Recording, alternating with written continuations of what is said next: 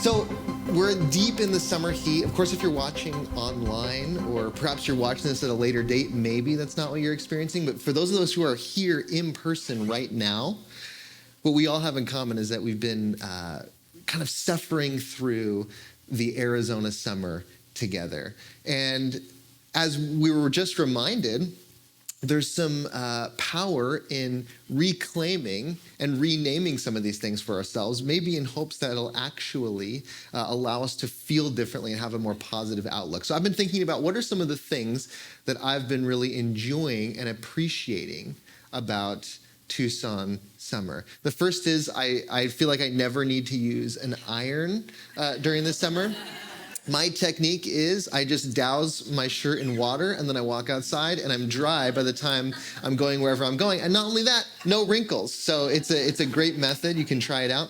The other thing is you never have to worry about waiting for the water to get hot in the shower. It's always warm. Not something I realized was going to be a thing when I moved here. If you're going to the grocery shopping and then you're coming home and you're thinking, I want to cook this thing that I bought from the frozen section, but I want to cook it tonight. Have no fear, it'll be thawed by the time you get home. This next one's a little more hypothetical, but I've had people tell me that a great way to make baked goods in the summer is you just take some cookie dough, put it on your dashboard, and then there you go. By the end of the day, you have some great cookies. So I'm a cookie aficionado, so if you want to try that and then let me know how it goes, maybe even share some with me, I'd love to try your dashboard cookies.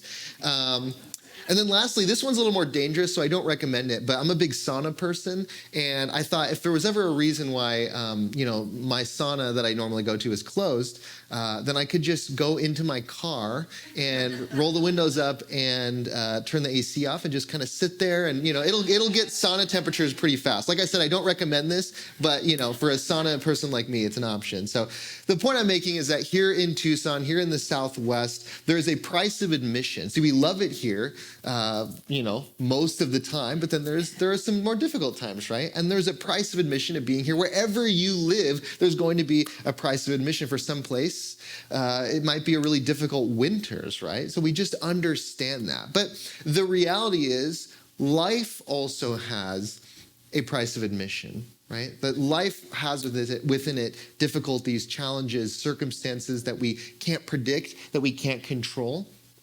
And if we want to affirm life for all the good, all the things that we love about it, we also need to, on some level, understand that it comes with the full package. Lao Tzu, the ancient sage, said this: life is a series of natural and spontaneous changes. Don't resist them. That only creates sorrow. So life happens. Things occur, and so often we are the ones who are resistant to those things. And this is what, in an Eastern sense, we might call suffering, right? That we so often do this thing that we might even think of it as getting in an argument with reality, right? Reality happens, and then we argue, and we say, no, it should not be this way. And so the Buddhist, what they would say is that there is a difference between pain and suffering. Pain is just what happens in life, right? Bee sting, right? Loss, change. You get hurt for various reasons because life is just that way. But it's the suffering that is really about our acceptance or resistance of whatever has happened. And so as we close out this series, Reality Check, the question is going to be, can you and I forgive reality, right? Can we look at reality and say, hey, I'm not maybe only going to forgive, but even embrace reality, even if it isn't always the thing that I would want it to be. So throughout this series, Reality Check, we've been kind of looking at what stands in the way of you and I experiencing reality as it is, not as we want it to be. There are so often illusions that prevent us from really directly having an experience of life. So the first week, we talked about the illusions of our brain, cognitive biases, right? What we might call blind spots in the brain that prevent us from seeing things as they are. But more often, we see things as we are, right? And then the week after that, we talked about the tendency for us to want to look at life in terms of black and white, or in terms of these very particular, simple, neat categories, versus understanding that life is complex and it is a nuanced spectrum. And then last week, we talked about how reality and life will never fully be captured by the words that we use, by any names or labels that we use. It can never fully encapsulate the experience of reality. And today, as we close this series, what we're going to do is we're going to find what I think as perhaps one of the most powerful illusions and things that stands in the way of our direct experience of reality. And it comes down to one word. And that word is should. Should.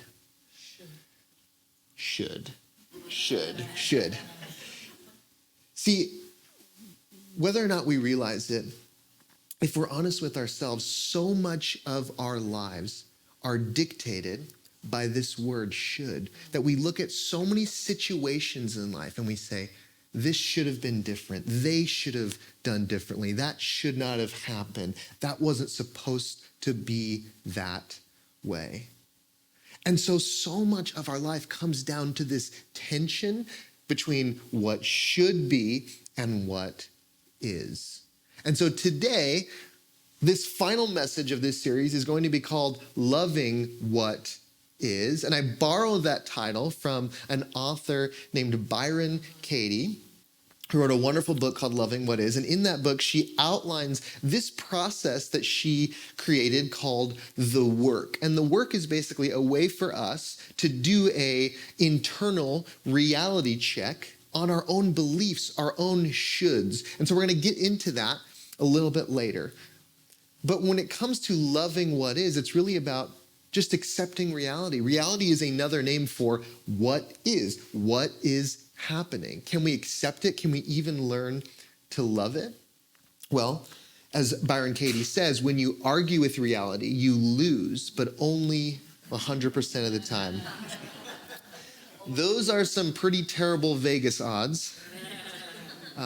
And of the few times in my life that I've been to a casino, I have lost every single time.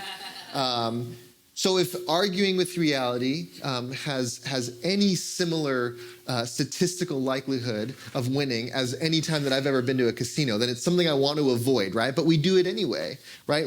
Our arguments with reality are the things that we said should have happened differently, should be happening differently. And how many of us can recognize this in our lives on a daily basis, right?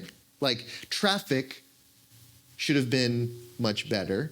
My flight should not have been delayed. My family should understand me better, right? Or we have our supposed tos, right? Which often relate to our past and our future. That was supposed to have happened differently. Or this thing that's happening tomorrow or next week, I know how I think it's supposed to go, right?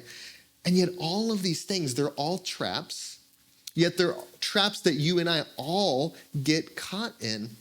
And they come with them loads of problems. But I think two of the greatest problems that I recognize from these traps are that first, when it comes to ourselves, we so often place blame on reality instead of finding and accepting personal responsibility, right? It's so easy to say, that was supposed to be different, instead of asking ourselves, hey, what could I have done differently? We negate our own personal responsibility and really the fact that we are the ones who decide our own happiness and our own well-being. The second thing is that when it comes to others, this blaming of reality so often translates into blaming of another human being. That when we say it should have been different, we validate this lack of forgiveness and the fact that we so often hold on to our frustrations and our arguments with other people. So you might be sitting here and you might have some lingering anger or resentment about what someone did or what someone didn't do, right? Something that happened or something that you said should have happened differently. And we end up holding so tight to our ideas of how things were supposed to go. And there's this gap between what we think was supposed to happen and what did happen. And in that gap arises this argument with reality. And it doesn't even always involve another person. Sometimes it's just a loss or a change or an unexpected circumstance. And in that, our first reaction is so often, why? Why is this happening? I had a friend of mine who recently told me about an experience in their life where, years back they were diagnosed with cancer, and they talked to a close friend, and they in their difficulty, they asked this friend, why me? Why is this happening to me? And the friend said to them, why not you? And that might be something that not all of us want to hear. But the truth is that so often we struggle as we say, why me?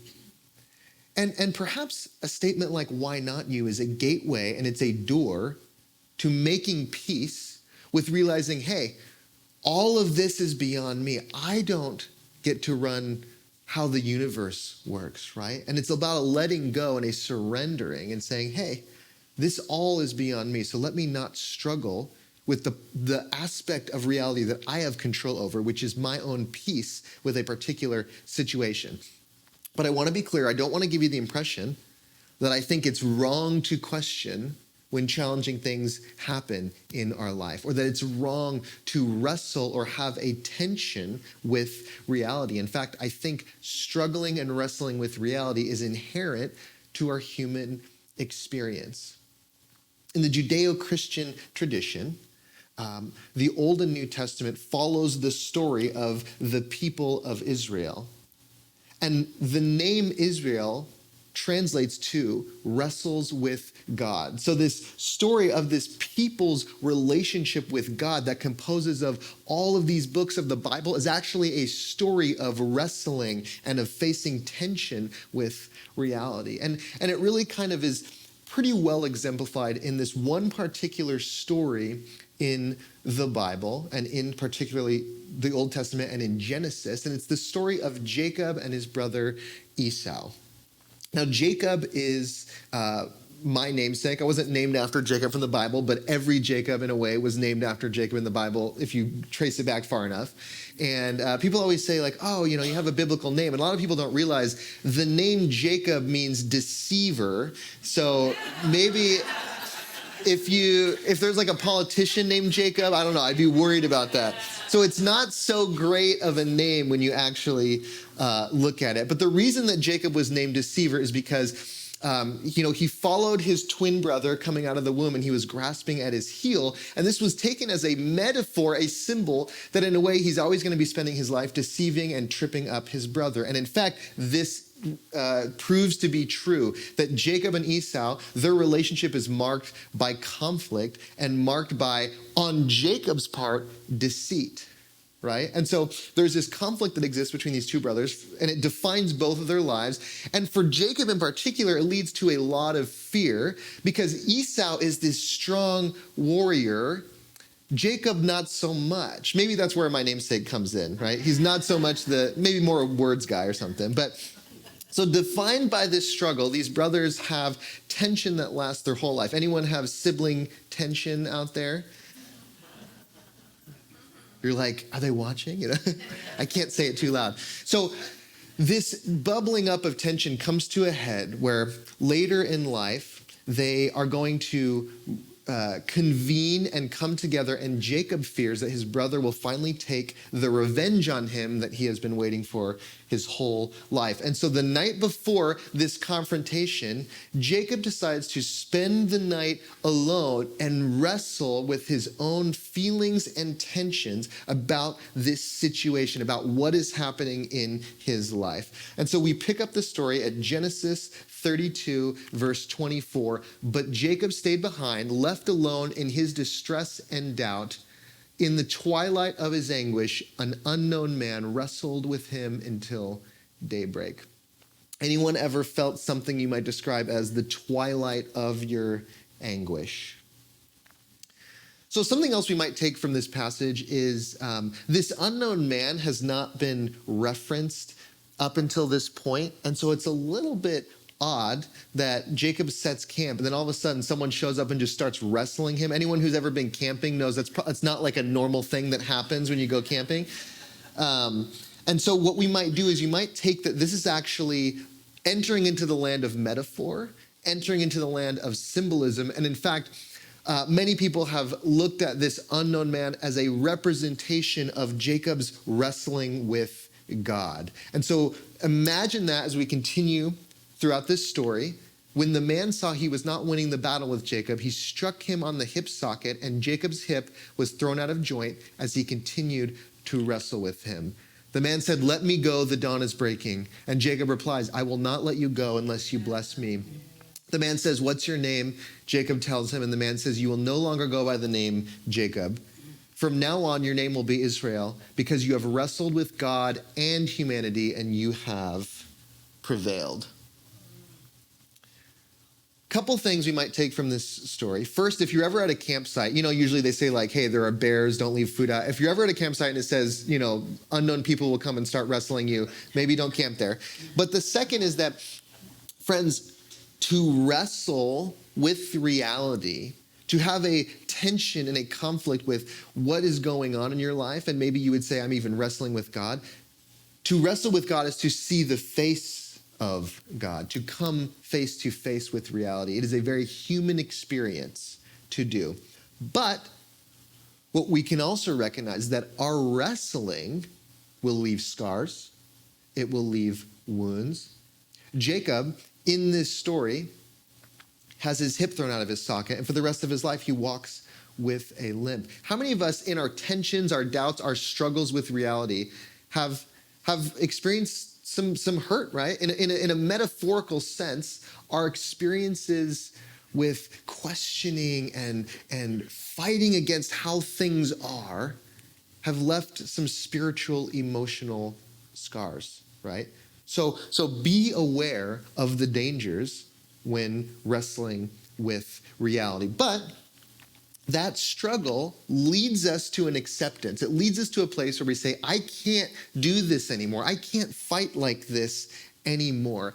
And so Jacob, he wakes up the next morning and he goes and he humbles himself before his brother and finally makes peace. Not because of his brother changing his mind, but because of him coming to a place within himself where he could finally come humbly, right? And so if you're wondering how you can, in that same way, find that place in yourself to say, I'm going to stop fighting against reality and railing against how things are, and instead to come to a place of embracing it.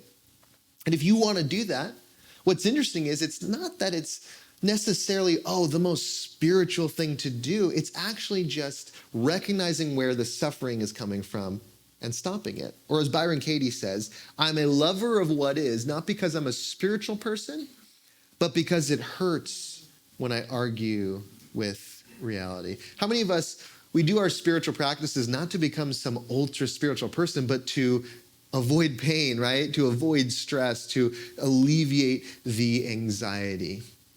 So I want to take us through Byron Katie's process that she calls the work.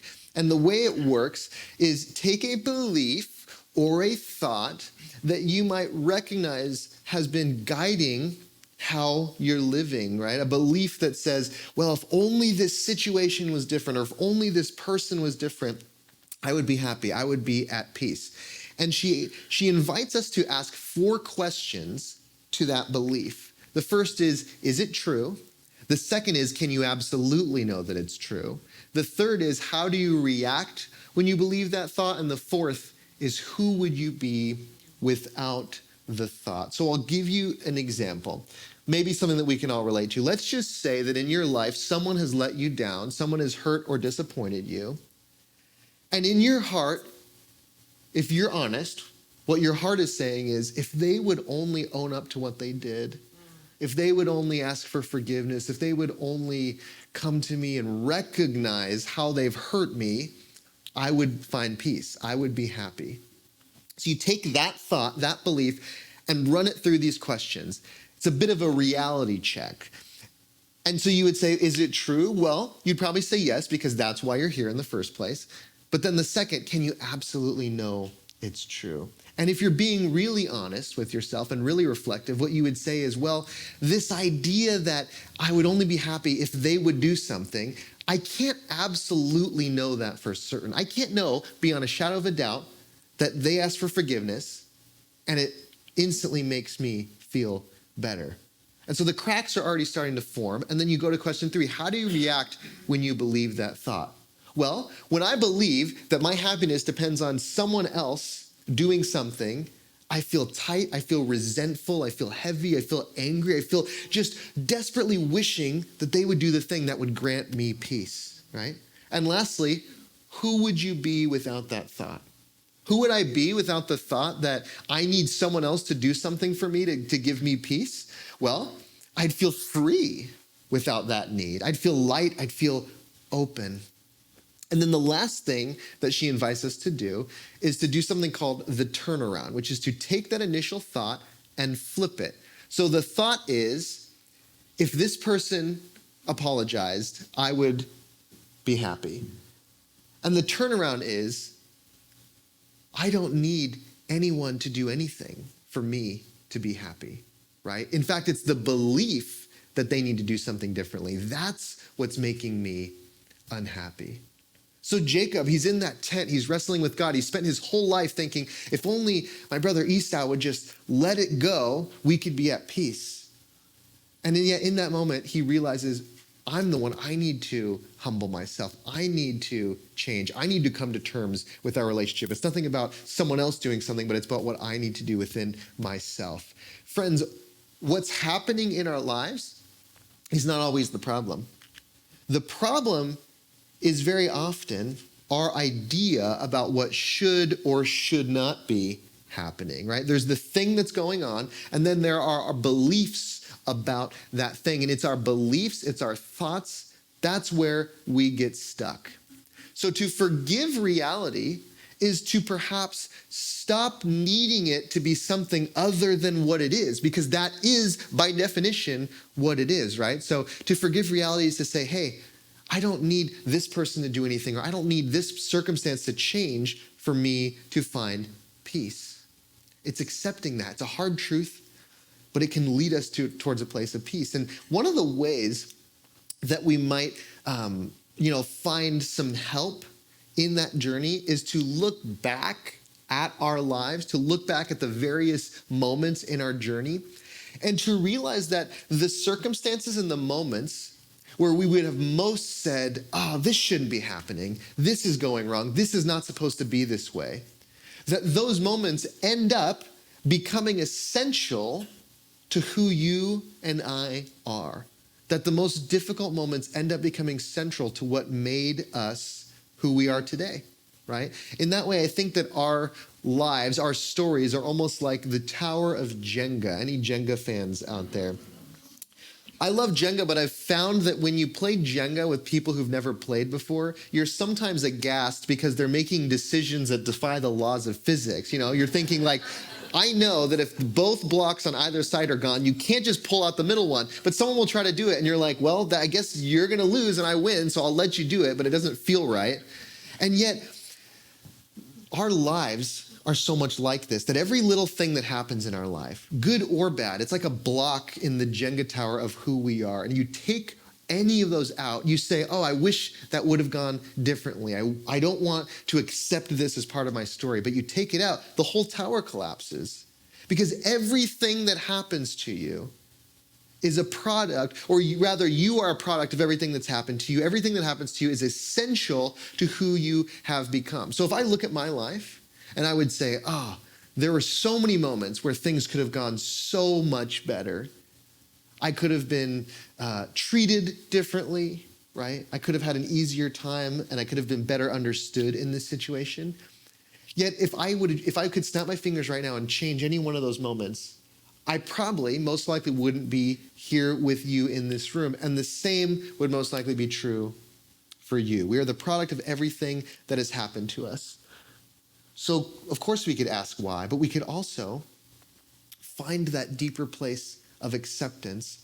Eckhart Tolle talks about it like this: life will give you whatever experience is most helpful for the evolution of your consciousness. How do you know this is the experience you need? Because this is the experience you are having at the moment. How do you know you need it? Because this is what's happening. This is what is. Another thinker and thought leader, Peter Crone, he says it like this: what happened happened and couldn't have happened in any other way because, drum roll, because it didn't, right? It's as simple as that. Now, we do really good with this when it comes to hindsight, right? We look back and we go, everything happens for a reason. But in the moment, we never say that, right? In the moment, we're resisting, we're fighting, we're saying things like, why me? We're saying things like, how could this happen? This is so unfair, right? You know what else is unfair? The miracle of being here at all, right? That it's such a miracle that we're even here, that we get to be on the only planet, as far as we know, that can sustain life, and that you are the product of your own ancestral line going back millions and millions of years. You are an absolute miracle. That is anything but fair. So the unfairness of us even existing is just as unfair as anything else that happens in our life. So at a certain point, we have to just let go and let mystery come in and say, hey, I'm not the one in control, right? Maybe this type of thinking would even lead you down a road where you engage with what you might label as God. And yet God so often gets caught up in all of our shoulds, right? Because we justify our belief or lack of belief in God sometimes based on the God that we want to exist, right? Like, oh, you hear people say stuff like this, like, oh, God can't exist because if God existed, then why is this happening? Or why isn't this happening? So often we get caught up in the God that we want versus embracing and loving reality or the universe, or even call it God, loving it for what it is. Because friends, see, sometimes the value in having a higher power at its most basic level is recognizing that the higher power is not you, and therefore you don't need to be the one deciding what reality should and should not look like. And I think Jesus is a great example of that embrace of reality, not as we would want it to be, but as it is. And Thich Nhat Hanh, the Buddhist teacher, is able to speak to this dynamic within Jesus from a unique lens, because he doesn't come from the Christian tradition. He says, Jesus Christ knew that to truly embrace reality, one must accept both the suffering and the joy. His life was a testament to saying yes to the fullness of existence. And this idea is echoed in the words of Matthew Fox, who is a Catholic priest who also spoke, a lot about kind of the cosmos and cosmology. And he said, Christ's message is about embracing the whole of creation, saying yes to life in all its forms, and finding the divine spark within each moment. So whatever path you're on, right, whatever teacher calls to you, I think these different teachers are inviting us to this movement and this shift that we might make, one from arguing with reality to forgiving reality, maybe even coming to a place where we could say, I love reality. I'm saying yes to reality and affirming life for all that it is, not all that I want it to be. Not because this makes me an ultra spiritual person, but because it just makes life easier and a heck of a lot more fun.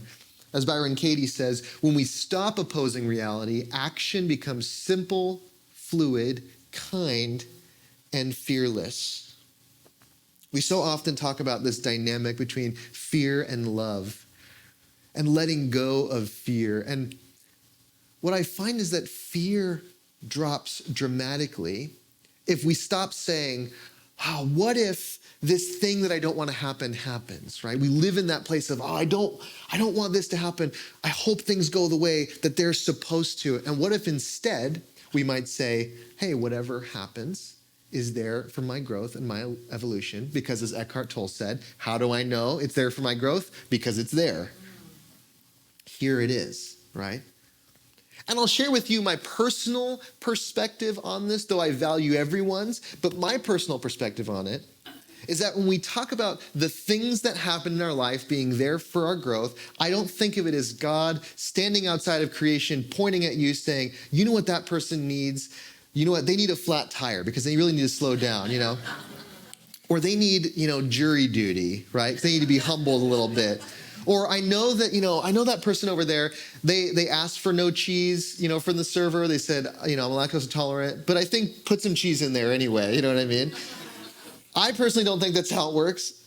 I actually think that when things happen that we struggle with, that we find tension with, it reveals to us where we are currently not free. Ram Dass said that everywhere you are attached, you will find a hook to pull you into suffering. Whatever you are attached to, that is where you will be asked to let go. Wherever you are stuck, that is where you are not free. Where are you not free today? Maybe you were passed over for that promotion, or you have this conflict that's ongoing with a family member, or some relationship challenges. And like I said, I don't believe that those things are sent by God to fulfill some exact master plan to make you a certain type of person, but rather these difficulties are revealing to us where our shoulds and our supposed tos still have a hold on us. So as life continues, and as we naturally keep on facing struggles, because as I said before, this is simply the price of admission, we can use every one of those struggles as a reality check, as an opportunity to do the work and to let go, and each time become a little more free. We can each time drop another should, another supposed to, until we are truly loving what is. So I'm going to close. I'm going to invite Arlene back up, but I just want to say this to you as we close out this series. Aldea, may we stop arguing with reality. Not because it's the most spiritual thing to do, but because we want to hurt less, we want to enjoy life more. May we understand it's okay to wrestle with God, to wrestle with reality, but at the same time, may we be willing to question our shoulds and our supposed tos, so that we can say yes to everything, to the fullness of life and the gift that it is.